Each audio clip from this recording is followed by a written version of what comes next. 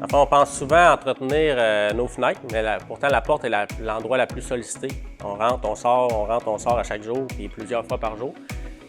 On doit s'assurer de l'étanchéité des coupe-froids, que notre porte est bien positionnée dans le cadrage. Parce que s'il y a du frottement, les coupe-froids ne dureront pas longtemps. Mais les coupe-froids, on doit s'assurer, regarder sur le pourtour de la porte. Parfois, dans les coins, il va manquer des petits bouts. Le balai de porte, on va voir les lamelles de caoutchouc qui vont pendre en bas de la porte.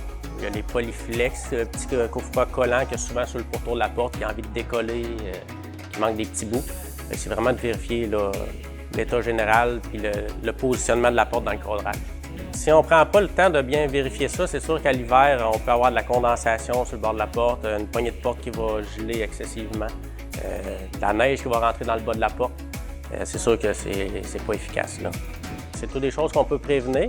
Puis par un bon ajustement de la porte aussi, on va s'assurer que nos coupe-froids vont durer longtemps. Bien, on fait appel à un professionnel de solution thermo si votre porte n'est pas droite dans le trou, vous avez de la difficulté à bien la positionner. Ou si vous voulez remplacer vos coupe-froids et que vous avez de la difficulté à trouver le bon modèle, c'est important de faire appel à un professionnel pour avoir le bon produit. Comme les balais de porte, par exemple, on peut avoir souvent des balais de porte à faible coût, mais qui ne dureront pas dans le temps. Là. Chaque année, ils vont être à changer. Des fois, ça vaut la peine d'investir un petit peu plus. Puis avoir un bon balai de porte et le bon modèle surtout. Il y en a tellement de modèles disponibles sur le marché. Avant de vérifier vos coupe-froids, assurez-vous de bien nettoyer.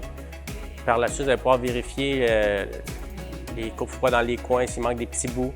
Quand vous fermez votre porte, voir si la porte accote bien sur les coupe-froids sur le pourtour. Il y a aussi le calfeutrage dans les coins. Des fois, qui peut être fissuré, qui peut avoir de l'infiltration d'eau, de l'infiltration d'air. Le produit que vous devez utiliser pour lubrifier vos portes, idéalement, est un lubrifiant au silicone. Il ne sera pas graisseux. Encore là, la poussière ne collera pas dessus. Et à long terme, ça va être plus efficace, là.